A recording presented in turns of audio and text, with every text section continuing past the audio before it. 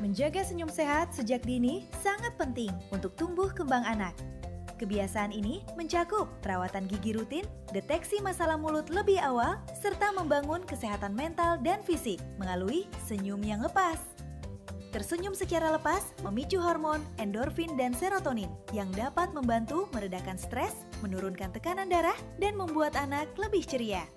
Menyambut momen kenaikan kelas dan Hari Anak Nasional 2026, Klinik Pratama Karya Kasih memberikan promo diskon 10% untuk semua layanan gigi bagi anak yang berusia di bawah 13 tahun. Promo akan berlangsung mulai tanggal 2 Juni sampai 31 Juli 2026. Segera hubungi Klinik Pratama Karya Kasih agar anak-anak kita dapat tersenyum sehat sejak dini.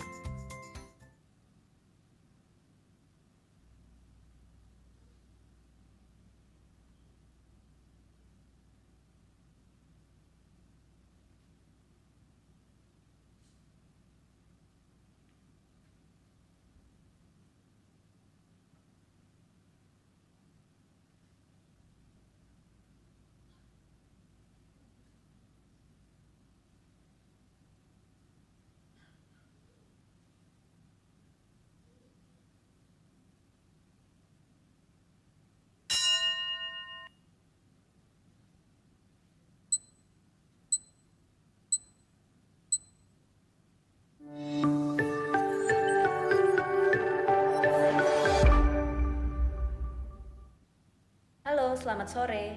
Selamat datang dan selamat beribadah di GKI Taman Aries. Sebelum memulai ibadah, mari kita simak beberapa informasi kegiatan gereja berikut ini. GKI Taman Aries mempersembahkan seri cerita Sahabat, sebuah refleksi singkat tentang keseharian yang siap menemani dan meneguhkan perjalanan iman jemaat sekalian yang dapat diikuti setiap bulan, hari Senin, Minggu keempat, pukul 5 pagi melalui Spotify. Mari bersekutu dan bertumbuh bersama dalam iman melalui Growing in God dengan tema God in Mystery. Bagaimana Allah dipahami? Kita akan belajar pokok ajaran Kristen tentang pribadi Allah di tengah pergumulan umat abad 21. Diadakan pada hari Selasa 7 Juli 2026 pukul 19.30 melalui Zoom. Growing together, growing in God, growing in community. Salam damai sejahtera untuk Oma, Opa, Ibu dan Bapak. Mari kita bersekutu di dalam ibadah rindu, riang dalam usia indah, yang akan diadakan pada hari Jumat 10 Juli 2026 pukul 10 pagi dengan tema Hidup Beriman Melawan Hawa Nafsu dengan ayat pembimbing dari Yakobus 4 ayat 1 sampai dengan 10. Ibadah ini dilaksanakan secara tatap muka atau onsite di gedung gereja. Namun, dapat juga diikuti melalui YouTube. Kami menunggu kehadiran Oma, Opa, Bapak, dan Ibu semua. Sampai jumpa. Halo teman-teman, kelas katekisasi dibuka kembali. Yuk mari daftar, ditunggu ya. Setiap detik ada orang yang sedang bertahan hidup dan sangat membutuhkan kantong darah. Darah yang Anda donorkan adalah harapan dan nafas baru bagi kehidupan mereka. Mari berbagi kehidupan melalui aksi donor darah yang akan diadakan pada hari Minggu, 19 Juli 2026 mulai jam 9 pagi di Klinik Pratama Karya Kasih. Daftarkan segera diri Anda melalui link yang tersedia atau di meja pendaftaran setelah kebaktian umum 1, 2, dan 3. Selamat berbagi kehidupan. Dalam sebuah ibadah, tidak semua orang melayani di depan. Memang ada yang memimpin pujian dan ada yang memainkan musik. Namun ada juga yang melayani di balik layar. Mereka yang memastikan lirik dan firman tampil dengan jelas, mereka yang mengatur visual ibadah, dan mereka yang setia mendokumentasikan setiap momennya. Serta ada yang menyiapkan konten untuk menjangkau lebih banyak orang lagi. Pelayanan ini mungkin tidak selalu terlihat, namun percayalah, setiap detail memiliki arti. Karena melalui hal-hal kecil, Tuhan dapat memakai semuanya untuk menyentuh hati banyak orang. Kamu tidak harus sempurna, tidak harus berpengalaman. Yang dibutuhkan hanyalah hati yang mau belajar dan rindu untuk melayani. Setiap orang memiliki tempat pelayanannya masing-masing, dan mungkin tempat itu ada di sini. Bergabunglah bersama kami di tim NDC, New Media, Design and Communication GKI Taman Aries. Hadiri sosialisasi dan pelatihannya pada hari Sabtu 18 Juli 2026 mulai jam 10 pagi hingga jam 1 siang. Mari kita melayani di bidang multimedia, konten dan kreatif, melayani lewat desain dan teknologi. Kami tunggu kehadiranmu. Demikian Warta Lisan hari ini. Keterangan selengkapnya dapat dilihat di Warta Jemaat. Mari kita siapkan hati untuk beribadah.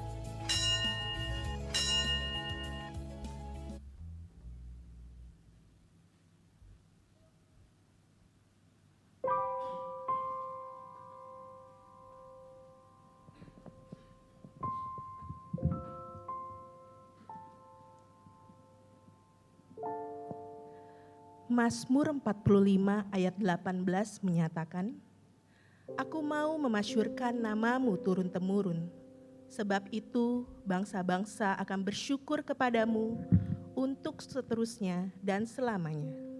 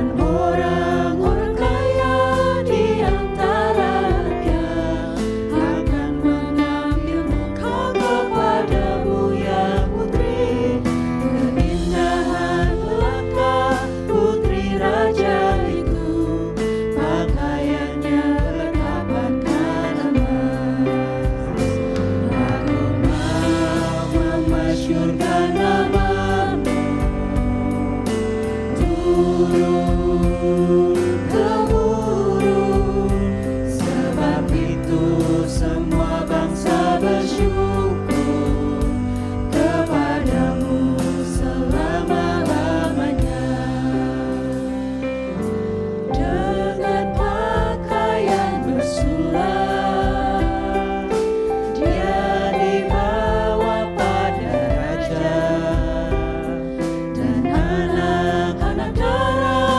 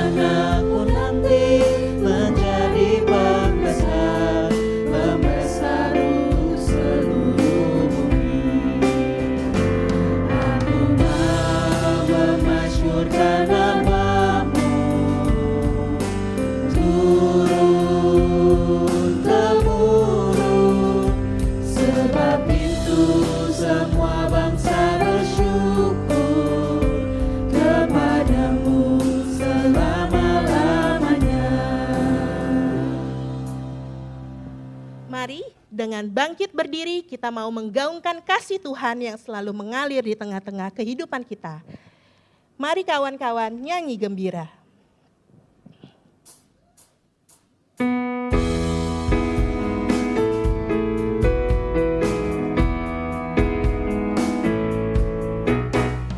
Mari kawan-kawan nyanyi gembira, gembira mengikuti bunyi lagunya.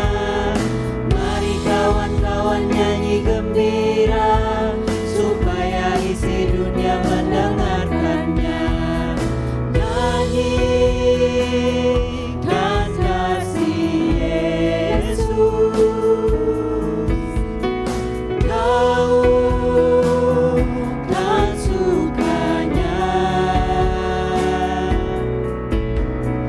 Maklumkan nama Yesus. Mari kawan-kawan nyanyi gembira, mari kawan-kawan nyanyi gembira, gembira mengikuti bunyi lagunya. Mari kawan-kawan nyanyi gembira, supaya isi dunia mendengarkannya.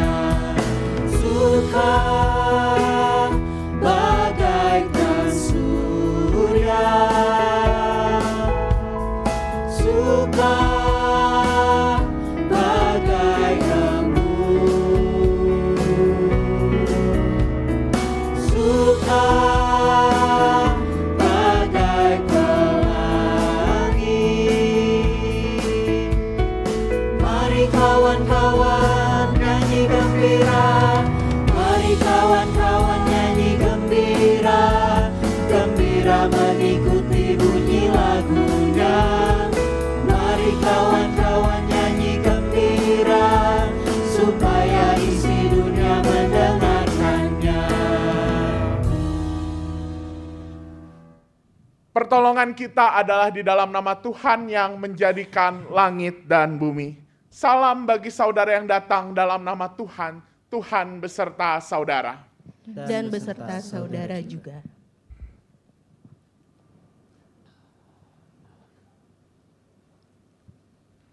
Ya, selamat sore Bapak Ibu semuanya. Selamat sore.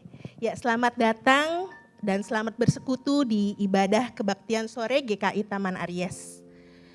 Pada hari ini kita akan melaksanakan sakramen perjamuan kudus, tepat di pertengahan tahun, sebagai bentuk pengingat akan kasih dan kesetiaan Tuhan yang tidak pernah berubah setiap harinya.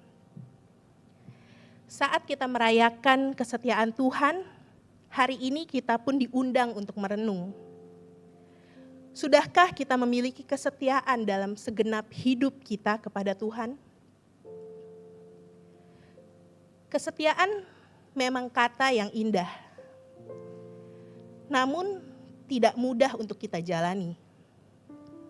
Karena sebuah kesetiaan bukan cuma bicara tentang bagaimana kita memulai, tapi juga tentang bagaimana kita tetap melangkah dan terus bertahan apapun tantangannya.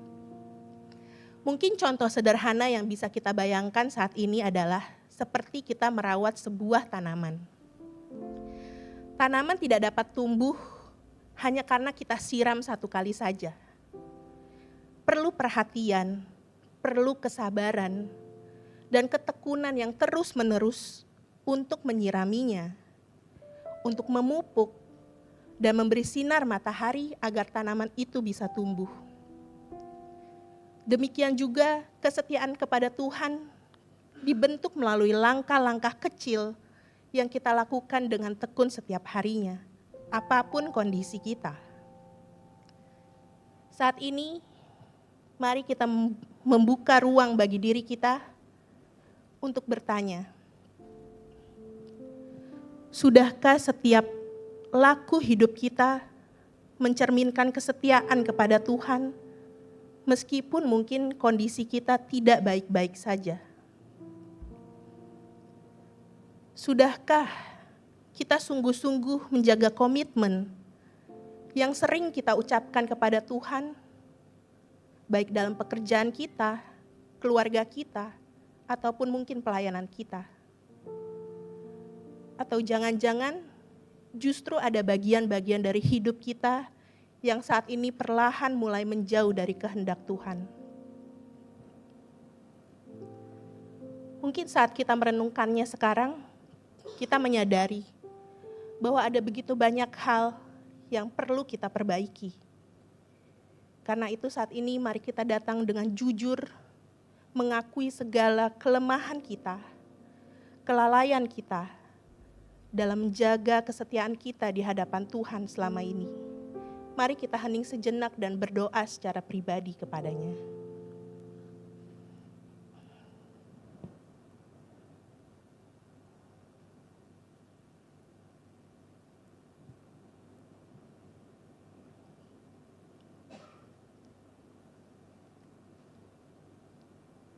Mari kita berdoa. Ya Tuhan, Bapa yang setia, saat ini kami datang ke hadapan-Mu dengan kerendahan hati kami ya Tuhan. Saat kami merenungkan kehidupan kami menyadari bahwa kami seringkali tidak setia kepada-Mu. Ada saat-saat di mana kami sangat bersemangat mengikuti Engkau. Tapi ada juga saat-saat di mana kami mudah menyerah pada keinginan kami. Ada saat di mana kami percaya pada penyertaan-Mu dalam hidup kami. Tapi juga ada saat-saat di mana kami ragu dan seringkali mengandalkan kekuatan kami sendiri. Ampunilah kami ya Tuhan yang masih seringkali gagal mencerminkan kasih dan kesetiaan-Mu di dalam hidup kami sehari-hari. Tolong baharuilah hati kami ya Tuhan. Ajarlah kami untuk tetap setia mengiring-Mu terus. Tidak hanya ketika hidup kami berjalan baik, tetapi juga ketika jalan yang kami tempuh terasa berat. Di dalam nama Tuhan Yesus kami berdoa. Amin.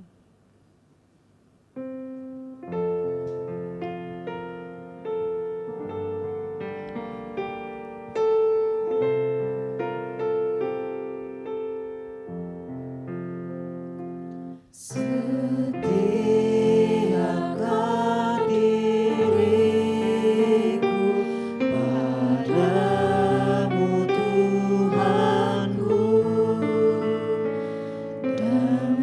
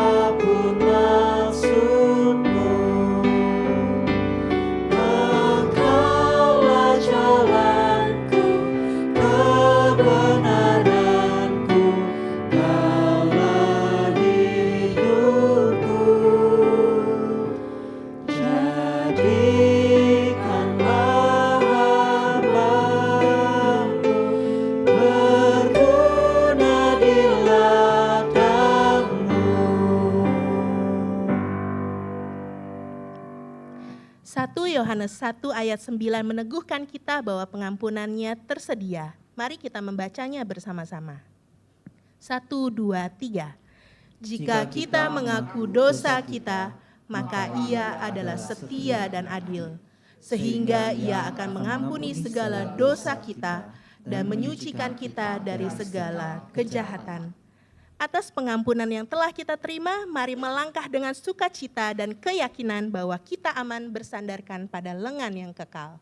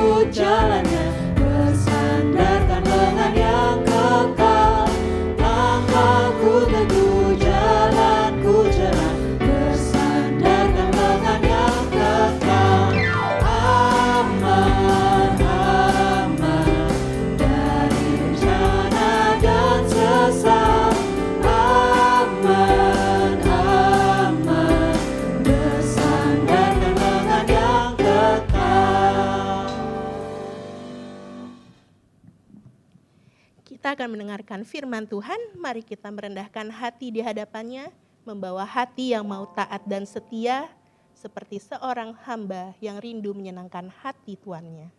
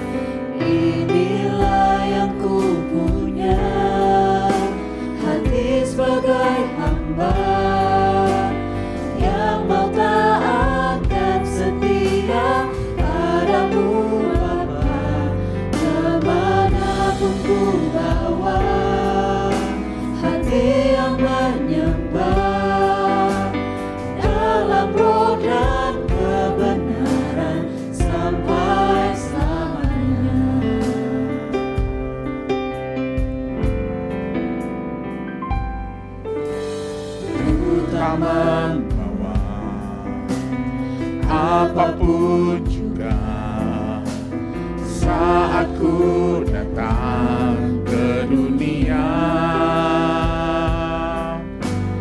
ku tinggal semua pada akhirnya saat ku kembali ke surga.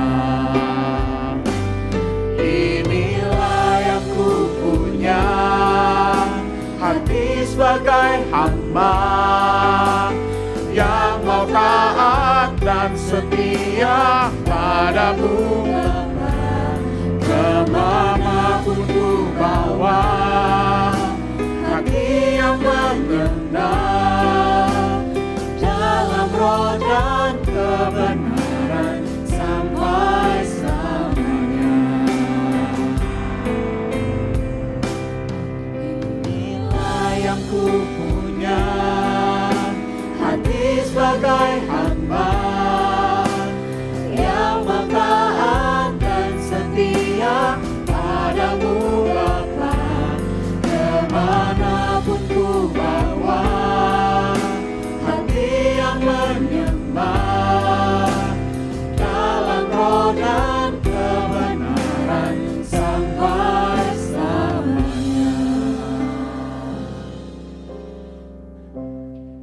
Silakan duduk Ibu Bapak dan Saudara semua. Mari sebagai pribadi-pribadi yang rindu merendahkan hati, kita seperti sebagai hamba, mari kita datang kepada Tuhan untuk meminta pertolongannya saat Ia menaburkan firman Tuhan dalam hidup kita. Mari berdoa. Ya Allah yang penuh kasih, di dalam kerinduan kami yang memiliki hati sebagai hamba, kini kami datang merendahkan diri di hadapan-Mu. Curahkanlah Roh-Mu yang kudus atas kami. Lembutkanlah hati kami. Jernihkan pikiran kami. Dan bukalah telinga kami. Supaya firman-Mu kami dengar bukan dengan kesombongan, melainkan dengan kerendahan hati. Bentuklah kami menjadi umat yang siap diajar, siap diutus, dan siap melayani dengan setia. Di dalam nama Tuhan Yesus Kristus, teladan hamba yang setia, kami berdoa. Amin. Umat yang terkasih, firman Tuhan yang menjadi dasar perenungan kita di sore hari ini, saat kita hendak menyambut sakramen perjamuan kudus pertengahan tahun, kita dasarkan dari Kejadian pasal 24, ayat 34 sampai 38, dilanjutkan ayat 42 sampai 49, dan kemudian dilanjutkan ayat 58 sampai 67. Kejadian pasal 24 ayat 34. Lalu ia berkata, "Aku ini hamba Abraham. Tuhan sangat memberkati tuanku itu sehingga ia telah menjadi kaya. Tuhan telah memberikan kepada kambing, domba, dan lembu, emas dan perak, budak laki-laki dan perempuan, unta dan keledai.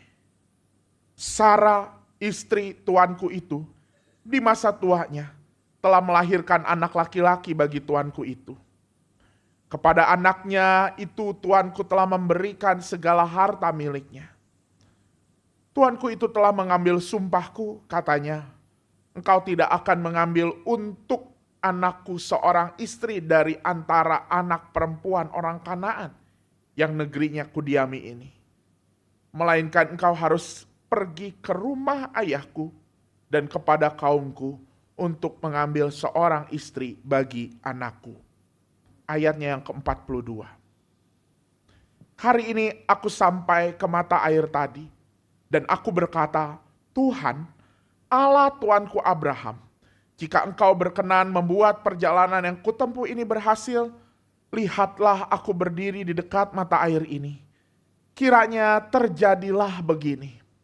Apabila seorang gadis datang keluar untuk menimba air, dan aku berkata kepadanya, tolong berikan aku minum air sedikit dari kendimu itu, dan ia menjawab kepadaku, minumlah, dan untuk unta-untamu pun akan kutimba air, maka dialah istri yang telah Tuhan tentukan bagi anak tuanku itu. Sebelum aku selesai berkata dalam hatiku, Ribka datang membawa kendi di atas bahunya dan turun ke mata air itu lalu menimba air. Kataku kepadanya, tolong berikan aku minum. Ia segera menurunkan kendi itu dari atas bahunya, serta berkata, minumlah, dan unta-untamu juga akan kuberi minum. Lalu aku minum, dan unta-unta itu juga diberinya minum. Sesudah itu aku bertanya kepadanya, anak siapakah engkau? Jawabnya, aku anak Betuel bin Nahor. Betuel itu dilahirkan Milka bagi Nahor. Lalu aku mengenakan anting-anting pada hidungnya dan gelang pada tangannya. Kemudian aku berlutut dan sujud menyembah Tuhan, serta memuji Tuhan Allah Tuanku Abraham, yang telah menuntun aku di jalan yang benar untuk mengambil anak perempuan saudara tuanku ini bagi anaknya. Sekarang, jika kamu mau menunjukkan kasih dan setia kepada tuanku itu, beritahukanlah kepadaku.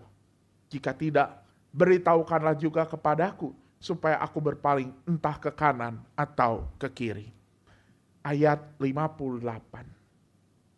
Mereka pun memanggil Ribka dan berkata kepadanya, "Maukah engkau pergi bersama orang ini?" Jawabnya, "Aku mau." Lalu mereka mengizinkan Ribka, saudara mereka, dan inang pengasuhnya, pergi bersama hamba Abraham dan orang-orangnya.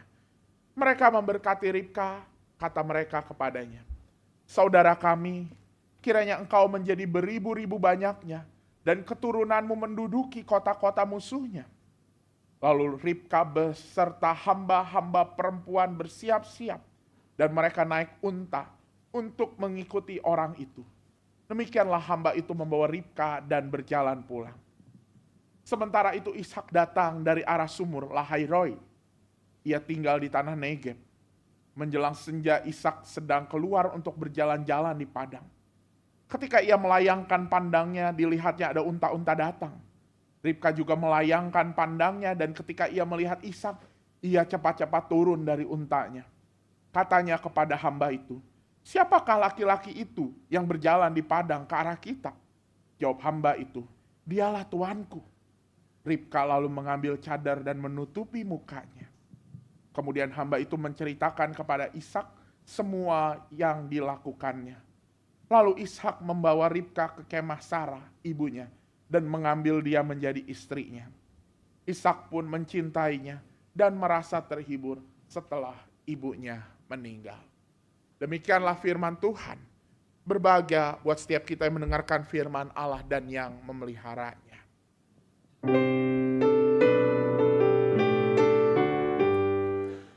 Haleluya, haleluya,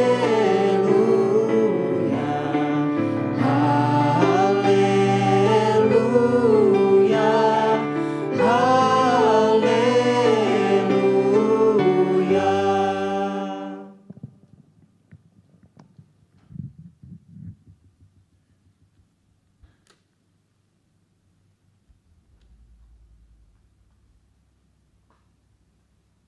Kesetiaan memang kata yang indah, namun tidak mudah untuk dijalani. Itulah testimoni yang tadi diberikan liturgos kita Erisa di dalam kata pembuka. Kesetiaan adalah kata yang indah, namun tidak mudah untuk dijalani. Karena itu saya mau bertanya pada liturgos, kenapa Erisa?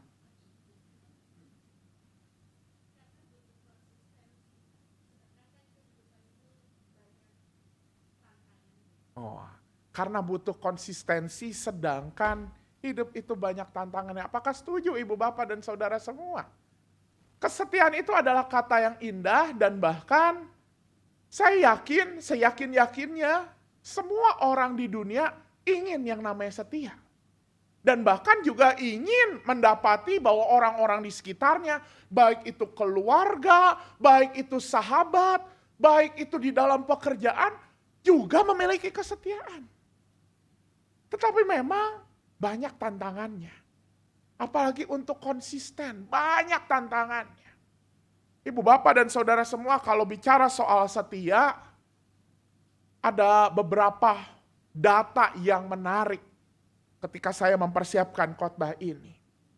Yang pertama, saya mencoba mencari seberapa data-data menunjukkan bahwa kesetiaan ini masih laku di dalam hubungan suami istri dan keluarga. Dan ada satu fakta yang mencengangkan bahwa Badan Pusat Statistik Indonesia pada tahun 2025 mencatat bahwa di tahun itu ada 438.168 perkara perceraian. Itu yang tercatat secara resmi. Dan itu naik dari tahun 2024 yang mencatat sebesar 399.921 perkara. Tampak jelas, kesetiaan itu begitu indah. Tetapi di dalam keluarga bersama suami istri juga menjadi sesuatu perkara yang sulit. Lalu saya coba mencari juga data mengenai kesetiaan di tempat pekerjaan. Dan ternyata sebuah penelitian di Indonesia mengatakan secara global gitu ya, secara global di dunia tahun 2025 sekarang itu pekerja hanya 20% yang tergolong punya ikatan dengan perusahaan. Sementara 64% diantaranya nggak punya ikatan. Di Indonesia lebih besar lagi. Di Indonesia hanya 27% yang punya ikatan sama perusahaan dan 68% sama sekali tidak punya ikatan, dan apalagi 5% diantaranya bahkan bisa keluar masuk hanya dalam waktu hitungan bulan. Makanya data ini kemudian membuat saya mengaminkan juga kenapa saat ini kayak jarang kita melihat orang berapa lama bekerja. Wah, kalau ngelihat opa-oma lansia saya suka terkagum-kagum. Rekan-rekan ibu bapak saudara semua, kenapa? Pensiun ya Pak? Iya, berapa tahun bekerja? Tadi pagi Pak Kris ditanya 48 tahun. Saya aja belum seumur itu. Makin jarang. Dan kemudian apakah memang kesetiaan itu semakin sulit, semakin menantang? Dan bahkan begitu juga dalam kehidupan beragama, bukan hanya dalam kehidupan keluarga, dalam kehidupan pekerjaan, dalam kehidupan beragama pun, sebuah penelitian di Amerika Serikat mengatakan bahwa pada saat ini hanya 35% orang dewasa Amerika Serikat yang memiliki identitas agama yang berbeda dari agama masa kecilnya. Artinya udah pindah. Entah pindah denominasi, entah pindah agama, dan bahkan 29% orang dewasa di Amerika Serikat kini tidak berafiliasi dengan agama tertentu. Hampir separuh. Ngomongin setia beriman juga menjadi sesuatu yang dipertanyakan dan digumuli. Dan tampaknya data ini juga membuat saya semakin menyadari apa yang dipercakapkan dalam persidangan Majelis Klasis GKI Klasis Jakarta Barat 1 bulan yang lalu, di mana hampir seluruh jemaat, 11 jemaat yang di Klasis Jakarta Barat mengatakan apa yang menjadi problem utama terkait kehidupan gereja khususnya untuk masa depan, untuk regenerasi. Banyak yang berkata, Pak, sekarang itu engagement-nya, sense of belonging-nya udah enggak seperti dulu ya. Kalau dulu katanya, wah setia banget. Setia itu dalam apa? Acara gereja pun bela-belain untuk cuti. Sekarang banyak yang ya udah melakukan pelayanan tetapi sense of belonging-nya kurang. Dan kalau ketika kemudian ditanya, dan bahkan juga ditanya kepada kita, kenapa kira-kira fakta ini terjadi ya? Tadi apa yang disaksikan oleh Erisa mungkin itu menjadi salah satu alasan bahwa banyak tantangan. Tekanannya jauh lebih besar dari apa yang menjadi kemampuan kita. Bukan hanya soal tantangan, tapi apa? Saya mau setia, tapi lingkungan saya toksik. Saya mau setia, tetapi aduh tempat saya bekerja nih, orangnya aneh-aneh semua. Saya mau setia, ya tapi saya udah keburu capek duluan. Saya mau setia, saya lelah dan bahkan saya putus asa dan gak ada komunitas yang support saya. Dan inilah fakta tentang kesetiaan.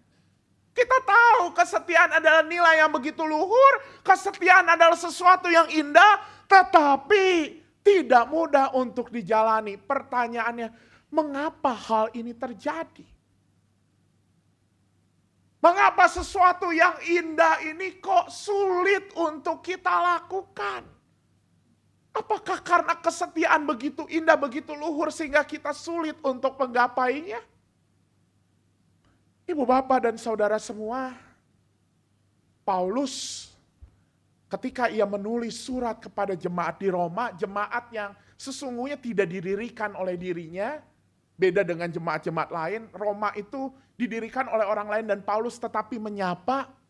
Ia pernah berkata, ketika ia mengomentari kenapa kemudian orang-orang Roma juga ada di dalam pergumulan untuk setia melakukan firman Tuhan, setia untuk ikut Kristus. Tetapi kenapa kok gagal lagi?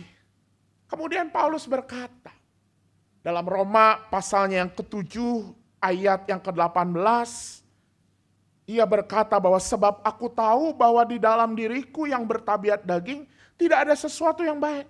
Sebab menghendaki yang baik memang ada padaku. Menghendaki yang baik memang ada padaku, tetapi melakukan yang baik tidak. Dan ini yang kemudian Paulus gambarkan kenapa. Seperti yang tadi kita renungkan bersama. Kesetiaan itu begitu indah tapi kok ketika melakukannya susah. Dan Paulus menjelaskan karena ini. Diriku yang bertabiat daging. Dan itulah akibatnya. Tahu aja gak cukup. Tahu bahwa kesetiaan itu indah itu gak cukup. Tahu tetapi kemudian gagal melakukannya. Dan bahkan tahu atau mau, tapi gagal melakukannya. Dan semua karena tabiat kedagingan. Apa tabiat itu? Tabiat itu adalah watak. Kalau dalam Kamus Besar Bahasa Indonesia sinonimnya watak. Sesuatu yang sudah karakter yang udah mendarah daging, bukan lagi sekadar kebiasaan. Dan kenapa ini mendarah daging? Ya memang itulah sebuah watak dari manusia yang berdosa. Manusia yang berdosa selalu memusatkan segala sesuatunya pada diri sendiri, pada keinginan daging. Dan ternyata hal itulah yang membuat manusia tidak mampu untuk setia. Karena ngomongin soal setia, ngomongin soal konsisten tadi, ternyata itu sebenarnya sesuatu yang melampaui batas kemampuan diri sendiri. Karena kita adalah manusia yang berdosa, ibu bapak dan saudara semua, rekan-rekan, kita gak mungkin dengan kekuatan sendiri bisa setia. Kita tidak mungkin dengan kekuatan kita sendiri, kita bisa konsisten terus. Sekuat-kuatnya pribadi seseorang, arus dunia jauh lebih kuat, ibu bapak dan saudara semua. Maka apakah memang kesetiaan ini? Lalu bagaimana kita untuk setia dan bersyukurnya? Di dalam pertanyaan ini, di dalam perenungan ini, kita dipertemukan dengan satu tokoh. Satu tokoh yang ada dalam bacaan Alkitab kita hari ini adalah seorang hamba dari Abraham. Memang dalam teks kita hari ini tidak disebutkan siapa namanya. Tapi kalau kita membaca di pasal-pasal sebelumnya, nama hamba Abraham ini namanya Eliezer. Dan Alkitab kemudian menuliskan bahwa Eliezer ini adalah hamba Abraham yang setia. Kenapa? Eliezer ya dia mah udah kerja sama Abraham yang tadi kita baca. Abraham tuh begitu kaya raya, enaklah pekerjaannya. Ibu bapak dan saudara semua, kalau kemudian kita perhatikan baik-baik dan bahkan kita lompat ke dalam situasi yang sedang dialami Eliezer. Sesungguhnya kita akan menyadari bahwa yang sedang dilakukan Eliezer dalam perikop kita hari ini, yang diceritakan perikop kita hari ini, bukanlah perkara yang mudah. Kenapa? Apa yang sedang dilakukan oleh Eliezer? Eliezer itu sedang diutus Abraham, sedang diminta Abraham untuk mencarikan istri bagi anaknya, bagi Ishak. Dan Abraham minta supaya Ishak ini punya istri bukan dari orang Kanaan, tapi dari mana? Dari tanah kelahiran Abraham, dari tanah bapa leluhurnya, di mana? Di Ur Kasdim. Jarak dari Kanaan ke Ur Kasdim itu 460 km. Pendek itu.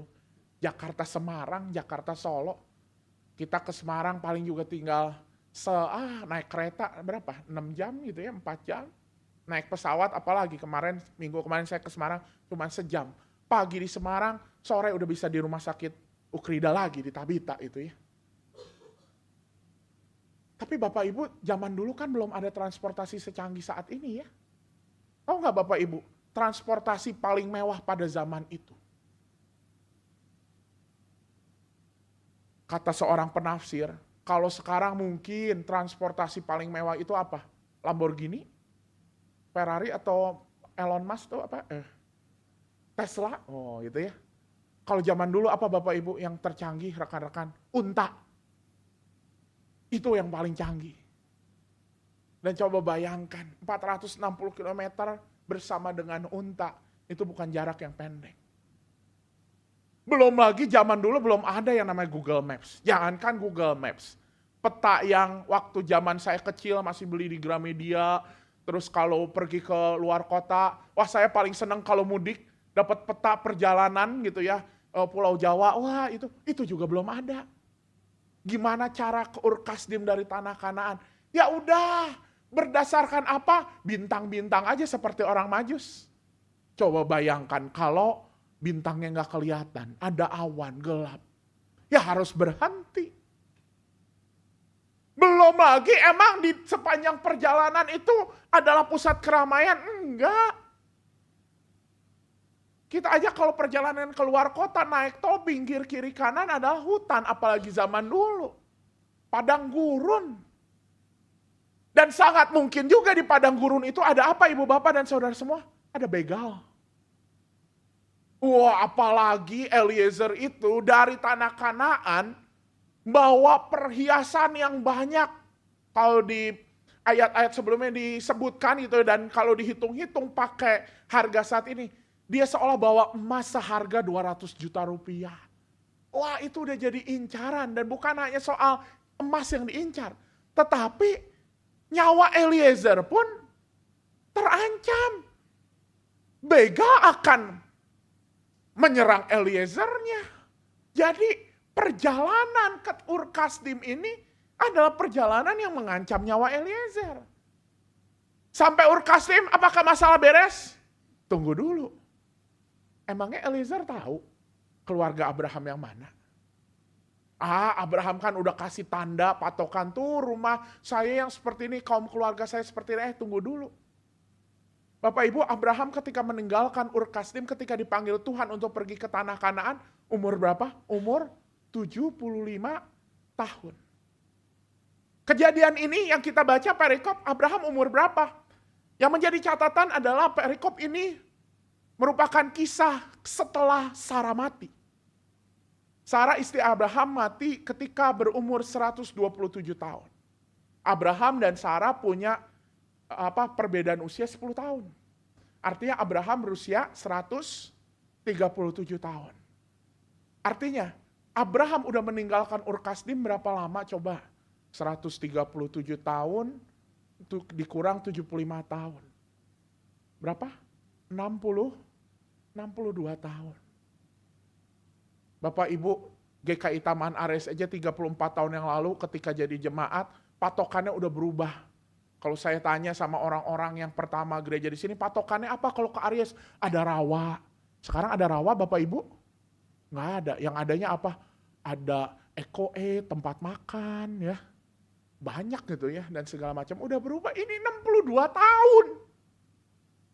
Bisa jadi tandanya udah berubah dan bahkan dulu juga nggak ada komunikasi. Bisa jadi keluarga Abraham juga sudah tidak ada. Ini adalah tugas yang dalam tanda kutip gila. Ini Tuanku ini mau, aku udah setia loh, tapi kok Tuanku mengirim aku untuk melakukan tugas yang gak waras ini.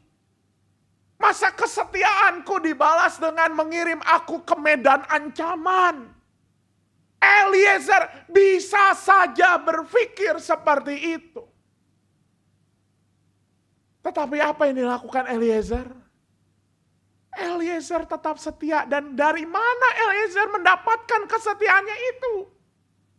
Di ayat 48 tadi kita lihat, ternyata Eliezer mendapatkan kekuatan itu, mendapatkan gimana saya harus ketika kemudian ia juga turut berdoa kepada Allah Tuanku, Allahnya Abraham. Dan bahkan ketika Eliezer akhirnya bertemu dengan Ribka, Eliezer bisa berkata, bisa kemudian dia, aku berlutut dan sujud menyembah Tuhan, serta memuji Tuhan, Allah Tuanku Abraham, yang telah menuntun aku di jalan yang benar. Ibu bapak dan saudara semua, kesetiaan Eliezer bukan karena kekuatannya sendiri. Kesetiaan Eliezer untuk melakukan tugas yang berat, untuk ketika ia mendapatkan tekanan yang besar di lingkungan yang juga mungkin mengancam dirinya. Bukan karena kemudian ia membekali dirinya untuk semakin setia, semakin kuat, semakin teguh, semakin sempurna. Tidak. Tetapi yang dilakukan Eliezer adalah mengandalkan kekuatan hanya pada Tuhan. Dan ternyata ini sejalan dengan perkataan Paulus tadi. Bagaimana kemudian manusia bisa melepas dari tabiat kedagingan? Hanya melalui Yesus Kristus, Tuhan kita. Untuk kita setia, lagi-lagi kalau kita hanya mengandalkan diri sendiri, membuat diri kita semakin saleh, semakin sempurna, itu menjadi sia-sia. Satu-satunya cara hanyalah melalui Yesus Kristus. Hanyalah mengandalkan Tuhan. Maka ibu bapak dan saudara semua, rekan-rekan, bicara soal setia dalam segenap hidup. Bukan bicara soal bagaimana diri kita semakin dikuatkan, bagaimana supaya diri kita tahan banting, bagaimana supaya diri kita ini tahan terhadap segala ancaman. Bukan. Tetapi kesetiaan segenap hidup bukan lahir dari kekuatan diri. Melainkan dari hidup yang terus dituntun, dibebaskan, dan dilegakan oleh Kristus. Inilah kesetiaan segenap hidup. Kesetiaan bukan bicara soal, Pak Pendeta gimana supaya saya setia, hati saya harus dibikin dari apa, saya harus makan apa. Bukan untuk menambah kekuatan diri, tapi bagaimana diri kita mau terus dituntun, dibebaskan, dan dilegakan oleh Tuhan kita, Yesus Kristus. Maka ibu bapak dan saudara semua, ini yang menjadi perenungan kita pada sore ini. Di pertengahan tahun 2026, sudah separuh perjalanan 2026 kita lalui. Mungkin tahun 2026 ini adalah tahun yang semakin membuat kita juga bergumul, untuk setia, untuk tetap melakukan jalan kebenaran, dan bahkan untuk tetap setia melakukan hal yang baik di tengah bangsa dan negara ini. Mungkin membuat kita terus bergumul, gimana Tuhan supaya saya bisa konsisten, gimana Tuhan supaya saya tahan. Hari ini ibu bapak dan saudara semua mendapat jawabannya. Bukan soal bagaimana memperkuat hati kita supaya tahan banting. Tapi mari kita terus mengandalkan Tuhan. Mengandalkan Tuhan gimana caranya? Pasti jangan pernah ketika kita mengandalkan Tuhan, jangan pernah kita mengandalkan kekuatan sendiri. Jangan pernah merasa bahwa diri kita ini udah paling kuat. Maka ibu bapak ini menjadi sebuah berita peneguhan. Untuk siapa ibu bapak dan saudara semua? Untuk rekan-rekan, untuk ibu bapak dan saudara semua. Yang mungkin saat ini sedang bergumul, saya ingin setia. Dan bahkan saya sudah mencoba setia. Tapi kok gagal maning. Tapi kok jatuh lagi. Tapi kok hancur lagi. Mungkin ibu bapak dan saudara semua juga sudah sampai pada titik lelah. Sudah sampai putus asa. Maka ketika kita tahu bahwa kekuatan untuk setia hanya dari Tuhan, maka jangan takut dengan kegagalan kita di hadapan Tuhan. Tuhan tidak menghakimi kita. Tuhan tidak meninggalkan kita. Saat kita tidak setia, Allah tetap setia menyatakan kasih-Nya kepada kita. Dan bahkan ketika sakramen perjamuan kudus, meja Tuhan, kita diundang untuk ada di dalam meja ini. Ini merupakan undangan, mari semua yang letih lesu dan berbeban berat, seperti yang dikatakan Yesus di dalam Matius pasal 11, mari datang. itu menjadi sebuah sapaan untuk kita yang pernah gagal, untuk kita yang sedang jatuh, untuk kita yang sedang bergumul, untuk datang kepada Tuhan. Memang ibu bapak dan saudara semua, mungkin ketika kita datang kepada Tuhan, mendapat petunjuk dari Tuhan, mengandalkan Tuhan, mungkin kita tidak memiliki pengalaman seperti Eliezer, sebuah pengalaman teofani, sebuah pengalaman perjumpaan yang wow gitu ya. Kok bisanya Eliezer ngomong, aku bertemu dengan perempuan, tiba-tiba muncul Ribka. Mungkin kita nggak punya pengalaman seperti itu. Tapi seorang penafsir, Matthew Klim, seorang profesor perjanjian lama di Amerika Serikat, ia berkata bahwa justru saat ini juga Tuhan menyapa ibu bapak dan saudara semua. Tuhan menyapa kita dari banyak sumber. Waktu zaman Eliezer belum kenal Alkitab karena belum ada. Eliezer nggak punya guru spiritual ya memang karena belum ada kehidupan beragama seperti saat ini. Tapi saat ini Tuhan sudah menyediakan kepada kita, ada kitab suci, ada orang-orang yang kita hormati, orang-orang yang sahabat-sahabat juga yang terus mendukung pada kita. Bukankah itu juga bagian bagaimana Tuhan menyediakan untuk kita tuntunannya? Maka yang jadi persoalan bukan soal bagaimana Tuhan menuntun kita. Tapi yang jadi kunci adalah, apakah kita selalu merasa kuat? Sampai kapanpun kalau kita merasa saya kuat, saya bisa. Sampai kapanpun kita tidak akan mengalami penyertaan Tuhan. Karena terus mengandalkan diri sendiri. Kuncinya adalah tidak gengsi bahwa mengaku bahwa kita butuh bantuan. Itu adalah kunci untuk kita setia. Yang kedua, ibu bapak dan saudara semua, seperti yang dikatakan Paulus, pengetahuan saja tidak cukup. Maka jangan bersandar pada pengetahuan semata, tetapi coba untuk melakukannya. Paksa diri untuk melakukannya. Gagal ketika melakukan, gak apa-apa, coba lagi. Seorang pelari, seorang olahragawan juga, kenapa kemudian ia bisa jadi juara?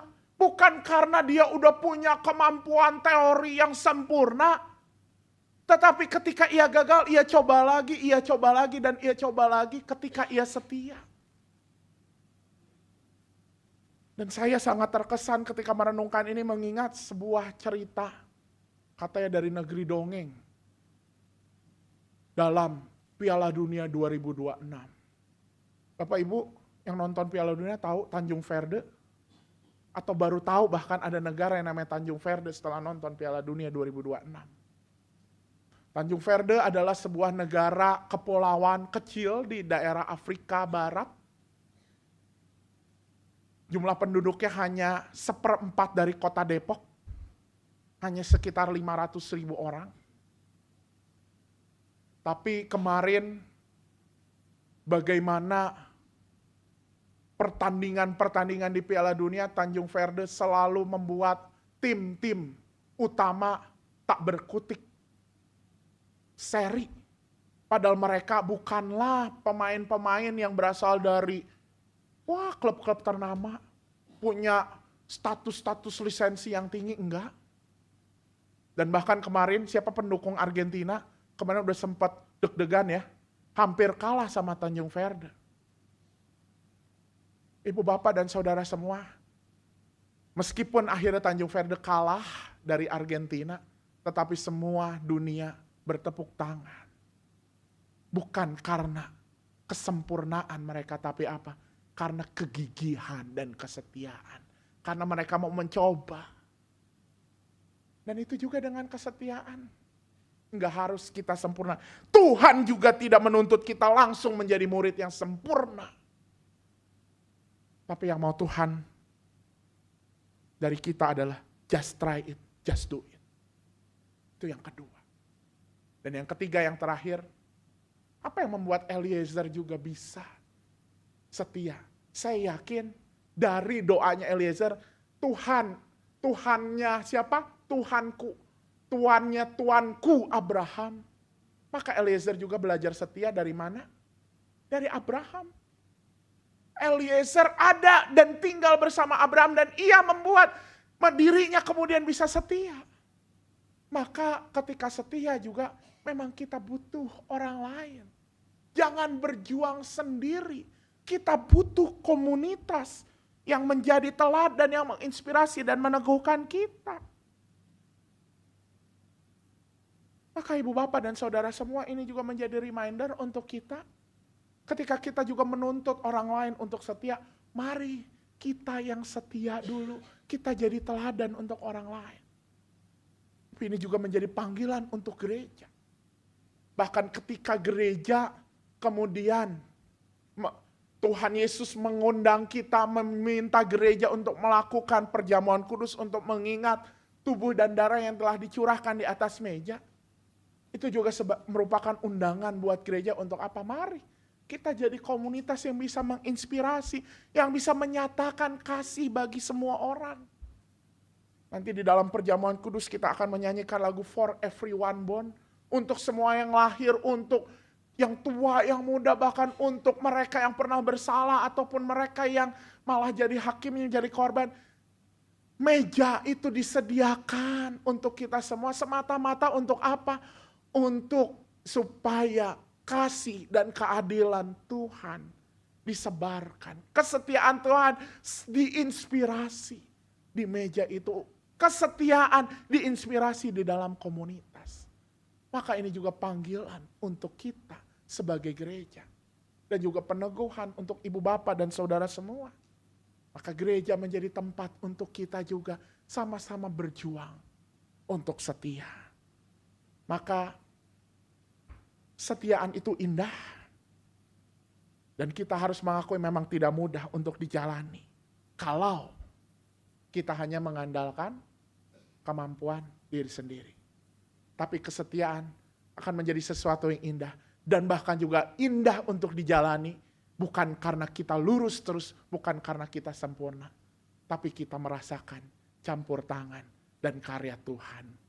Itulah yang disaksikan oleh Eliezer. Kesetiaan itu tidak mudah. Tapi kesetiaan itu menjadi sesuatu yang indah saat dijalani bersama dengan Tuhan. Amin.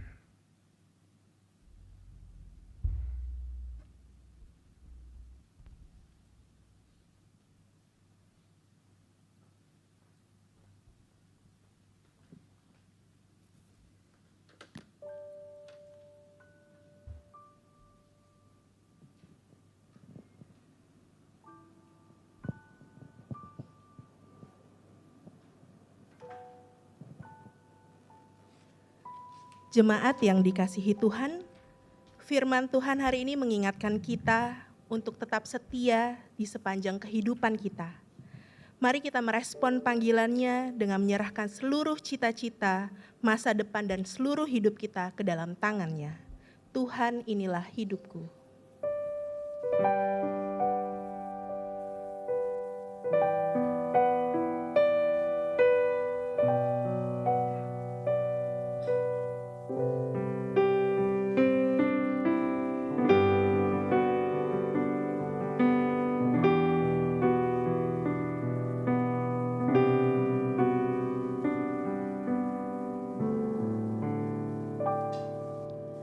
Tuhan, inilah hidupku. Ku serahkan padamu segala cita-citaku, masa depanku menjadi milikmu. Jadikan kami terang-Mu di tengah kegelapan dunia, membawa bangsa-bangsa kepadamu. Tuhan, ini kerinduan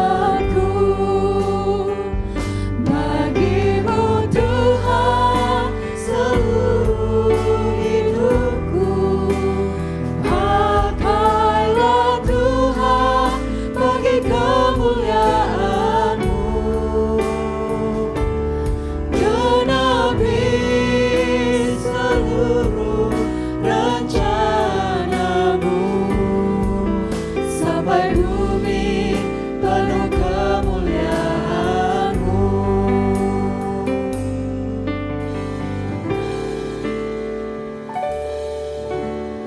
Tuhan, inilah hidupku, ku serahkan padamu segala cita-citaku, masa depanku menjadi milik-Mu. Jadikan kami terang-Mu di tengah kegelapan dunia, membawa bangsa-bangsa kepadamu. Tuhan, ini kerinduanku, bagi-Mu Tuhan seluruh hidupku. Pakailah Tuhan bagi kemuliaan-Mu, genapi seluruh rencana-Mu, sampai bumi penuh kemuliaan-Mu. Kita balik berdiri. Bagi-Mu Tuhan seluruh hidupku, pakailah Tuhan bagi kemuliaan-Mu, genapi seluruh rencana-Mu, sampai bumi penuh kemuliaan-Mu.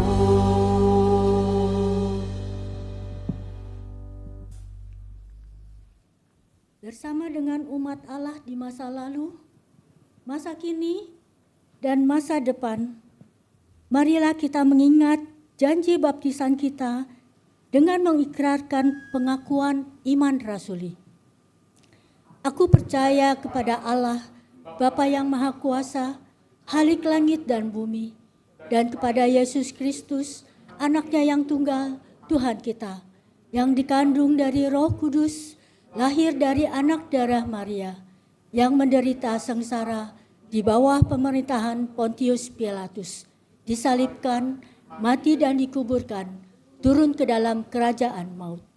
Pada hari yang ketiga, bangkit pula dari antara orang mati, naik ke surga, duduk di sebelah kanan Allah, Bapa yang Maha Kuasa. Dan dari sana Ia akan datang untuk menghakimi orang yang hidup dan yang mati. Aku percaya kepada Roh Kudus, gereja yang kudus dan am, persekutuan orang kudus, pengampunan dosa, kebangkitan orang mati, dan hidup yang kekal. Amin. Mari Ibu Bapak dan rekan-rekan semua kita bersatu di dalam doa syafaat. Allah kami yang setia, kami datang ke dalam kasih dan damai-Mu. Sebab di dalam setiap musim kehidupan yang kadang penuh dengan berbagai tantangan dan hambatan, langkah kami kadang menjadi ragu, kami kadang merasa lelah dan bahkan hampir menyerah. Namun mulai firman hari ini, ajarlah kami untuk setia, bukan karena kami kuat, melainkan karena kami mengandalkan Engkau yang lebih dahulu setia pada kami. Dan saat ini ketika kami juga hendak merayakan sakramen perjamuan kudus di meja Tuhan, biarlah kami juga mengingat kasih Kristus, kasih yang memecah diri, kasih yang mencurahkan hidup, dan kasih yang memulihkan dunia.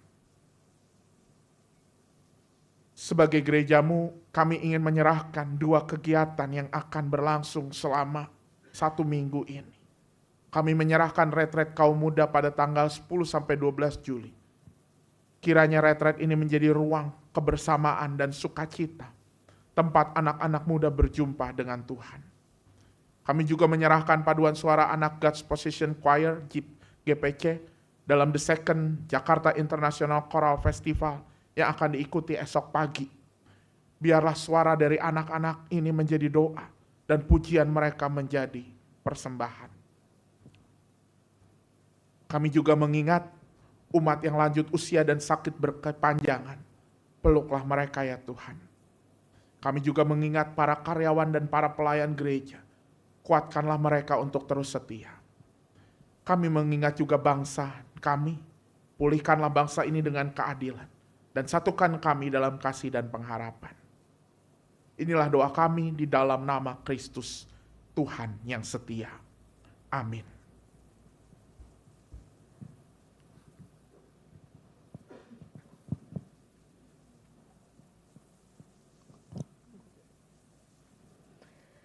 Karena kita adalah milik kepunyaannya, Dia rela menderita dan mati bagi kita, sehingga kita boleh menikmati karya keselamatannya sampai saat ini.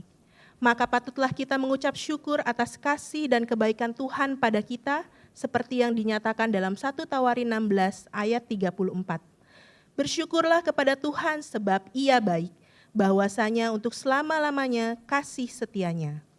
Dengan penuh sukacita, marilah kita bawa persembahan syukur mingguan atau persembahan perjamuan kudus dengan cara mengirimkannya melalui rekening GKI Taman Aries atau melalui scan QRIS dengan kode 00 untuk persembahan minggu dan kode 02 untuk persembahan perjamuan kudus. Atau dengan memasukkan amplop persembahan mingguan yang berwarna hijau di kantong persembahan berwarna hitam dan amplop persembahan perjamuan kudus yang berwarna coklat di kantong berwarna putih.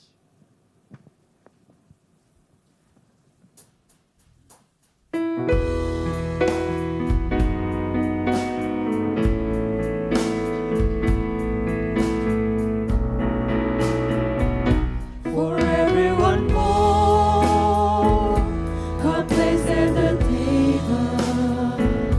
For everyone more, clean water and bread, a shelter and space, a safe place for growing.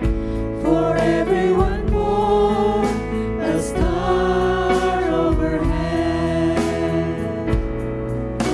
And God will delight when we are creators of justice and joy, compassion and peace. Yes, God will delight when we are creators of justice and joy.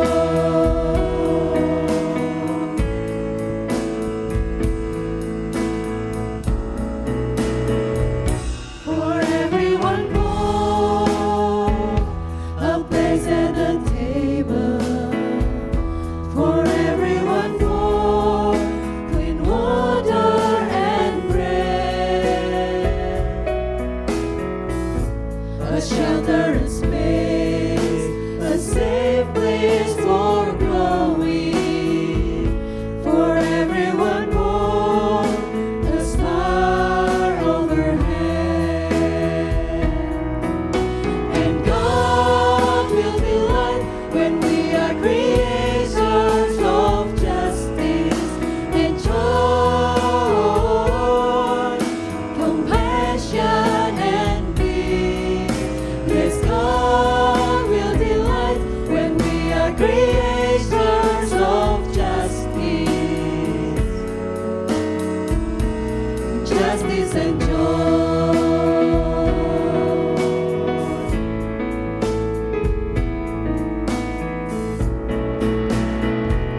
For everyone born, a place at the table, to live without fear and simply to be,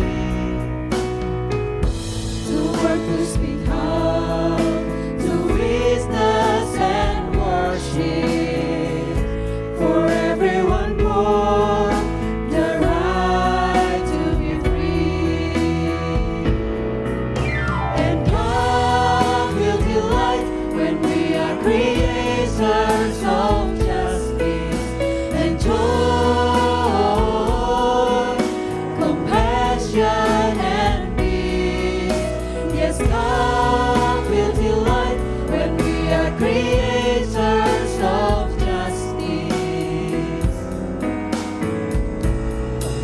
peace and joy.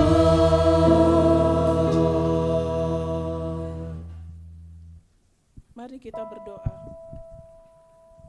Ya Tuhan, kami bersyukur sebab karya penyelamatan-Mu saat Engkau menyerahkan tubuh-Mu dan mencurahkan darah-Mu telah membuat kami hidup dan merasakan kasih Tuhan yang begitu berlimpah. Saat ini kami menyerahkan persembahan syukur sekaligus menyambut undangan-Mu untuk berpartisipasi di meja perjamuan kudus yang telah Engkau sediakan bagi setiap kami yang telah dilahirkan kembali melalui penyelamatan-Mu. Terimalah ucapan syukur ini ya Allah, kiranya semua ini menjadi persembahan yang hidup, kudus, berkenan kepadamu, dan berguna untuk terwujudnya misi kerajaan Allah yang menyatakan kebenaran. Di dalam nama Tuhan Yesus kami berdoa. Amin.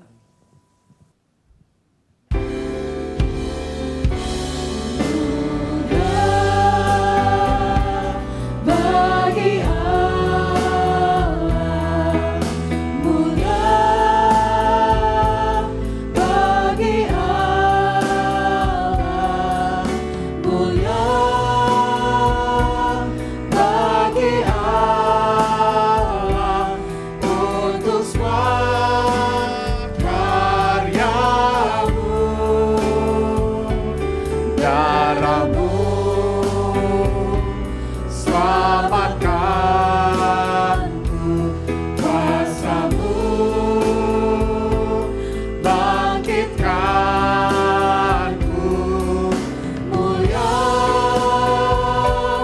bagi Allah untuk semua karya-Mu.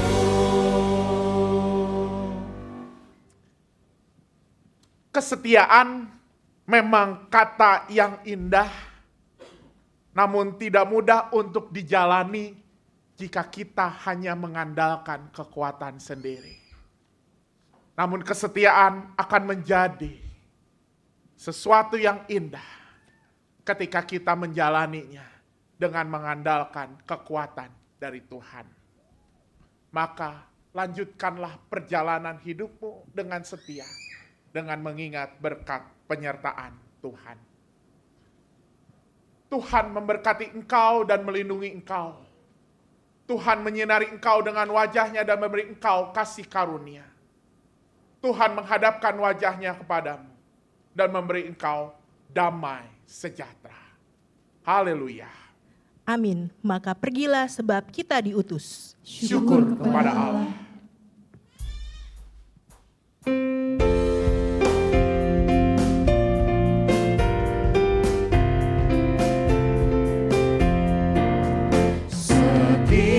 Setialah, setialah selama hidupmu, ikuti jalan Tuhanmu dengan tetap teguh.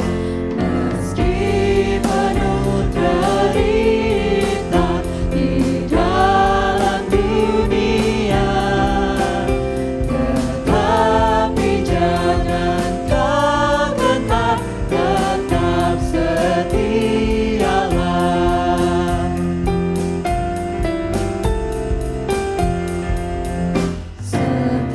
Setialah, setialah mengikut Tuhanmu, bersaksilah di dunia tentang penebusmu yang mati disalibkan di bukit Golgota.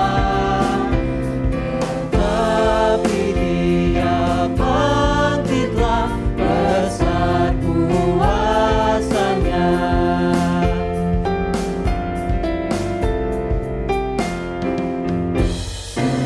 Setialah, setialah menjadi hamba-Nya, meski besar rintanganmu, tetap percayalah.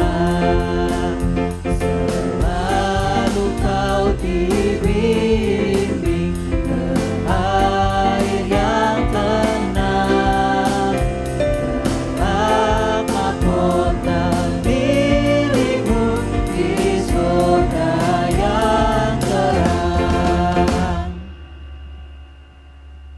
hening bagi kita semua.